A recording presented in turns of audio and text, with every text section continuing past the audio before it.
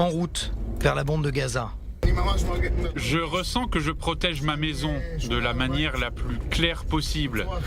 Oui, nous nous sommes tous engagés pendant le Shabbat du 7 octobre et nous savons que nous avons une mission importante à remplir, détruire la menace terroriste provenant de Gaza. 33e jour de guerre. Nous sommes dans un véhicule transporteur de troupes. Face à nous, c'est le lieutenant-colonel Gilad Pasternak qui nous escorte aujourd'hui. On fait ce qu'on doit faire.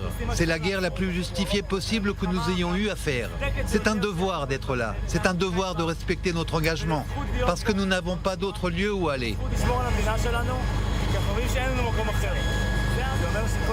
Tous les soldats, tous les officiers comprennent qu'on nous fait confiance et combattent avec détermination, bravoure et rapidité pour respecter les objectifs fixés par nos dirigeants. Nous venons de franchir la frontière entre Israël et la bande de Gaza. Nous sommes à l'intérieur du territoire gazaoui.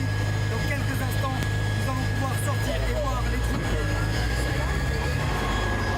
Plus d'un mois après les terribles attaques du 7 octobre, cela fait plus de 10 jours que l'opération terrestre de l'armée israélienne poursuit ses objectifs. Annihiler le Hamas. Une fois sur place, nous sommes les premiers journalistes à découvrir ce à quoi ressemble le corridor humanitaire. Dans cette zone de guerre, au centre de Gaza, sur l'artère principale Salah ad-Din, ces civils de Gaza fuient les combats. C'est assez impressionnant. Derrière nous, c'est le corridor humanitaire. Les Gazaouis qui passent. Et ces soldats que vous voyez juste derrière nous, eh bien, protègent tout simplement non seulement le corridor, mais se protègent eux-mêmes pour éviter d'être pris pour cible. On voit des Palestiniens qui ont les mains en l'air, le drapeau blanc.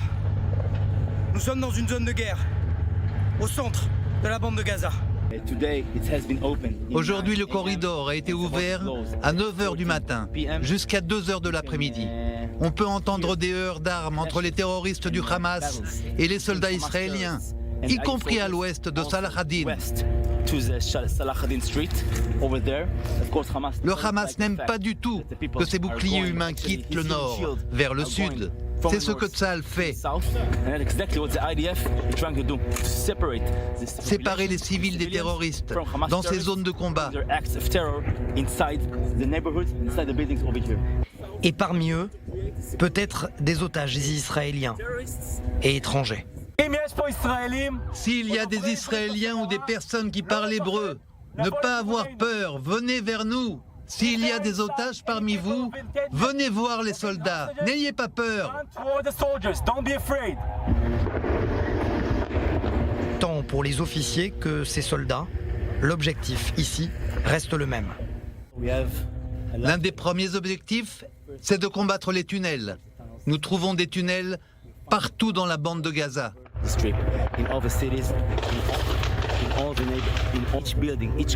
Dans tous les quartiers, chaque bâtiment, chaque résidence a son propre tunnel pour saboter le travail des soldats. Deuxièmement, nous avons la menace des drones chargés d'explosifs et des mortiers. Les roquettes, bien sûr, tirées sur nos positions et sur les villes d'Israël. Le Hamas tire profit, bien évidemment, des rues étroites et des casbahs de Gaza pour nous surprendre avec des embuscades. Je peux confirmer ce que le porte-parole de l'armée a dit. Il y a aujourd'hui 2 Gaza, une au nord et une au sud. Le nord est contrôlé par l'armée israélienne.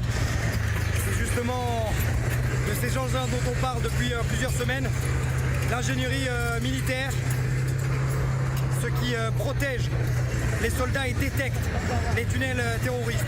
Ça, c'est impressionnant de les voir à l'intérieur de la bande de Gaza opérer. Ce n'est pas une question de vengeance, mais nous devons défendre notre État, notre maison. Ils nous ont attaqués. C'est à notre tour de défendre nos civils. Un soldat ému veut nous parler. Tout ce que nous aurions dû faire bien avant, nous le faisons aujourd'hui. Tout ce que nous faisons aujourd'hui, c'est pour que l'histoire ne se répète pas. Finalement, ce que mes grands-parents ont vécu pendant la Seconde Guerre mondiale, cela s'est passé en raison de la haine des Juifs. Le 7 octobre, ces assassinats, ces civils tués, violés, souillés, brûlés, sont le résultat de cette même haine. Exactement ce que les nazis nous ont fait. Il y a ici des positions de tireurs d'élite qui scrutent les moindres faits et gestes à l'intérieur de la bande de Gaza. Vous les voyez particulièrement bien. Ici, regardez ce qu'ils voient. On nous demande de partir tout simplement parce que là, actuellement, il y a des tirs de snipers dans la région. Il faut faire extrêmement attention parce que ça peut tirer de tous les côtés. Ce qui est impressionnant, c'est de voir que quasiment l'intégralité des bâtiments sont des positions potentielles pour des snipers, des tirs de snipers. Regardez, juste derrière moi, il y a les engins de l'ingénierie militaire. Et ici, le danger peut arriver à n'importe quel moment. De nouveau embarqués, nous roulons vers l'est, dans l'un des quartiers de Shajaya. Un blindé vient de tirer.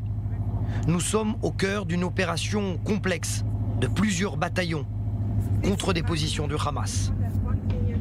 Devant la densité des tirs, on nous demande très vite de quitter la zone. Ce qui est impressionnant ici, c'est que il y a des explosions de blindés, il y a des tirs. Ça peut venir à n'importe où, de n'importe où. Nous sommes dans une zone de guerre. Là, très clairement, on vient d'entendre un tir de blindé avec des tirs de snipers de l'autre côté, les terroristes du Hamas. On est dans une zone de guerre. Très clairement, on est dans une zone de guerre. Ça, c'est impressionnant. Regardez, derrière nous, ce sont des blindés. Et là, véritablement, on nous demande de sortir, de partir. Parce que, tout simplement, nous sommes dans une zone active de combat dans la partie nord, centre de la bande de Gaza. Là où il y a Shajaya notamment, un petit peu plus au nord de Balia. Il y a des affrontements au moment où on se parle entre l'infanterie, les blindés et les terroristes du Hamas. De retour en Israël, le lieutenant-colonel Gilad tient à nous résumer ce nouveau jour de guerre. Ce n'est pas un secret si je vous dis que de nombreux Israéliens sont retenus en otage dans Gaza. L'un des objectifs de notre guerre, c'est de les ramener à la maison. Quand nous voyons quelque chose qui peut les ramener, nous donner des détails sur leur sort, nous le faisons. Et je n'irai pas plus loin. Nous quittons ce lieu de rassemblement à la frontière avec Gaza. Ces soldats, eux, sont déterminés à combattre le temps qu'il faudra, et quel qu'en soit le prix.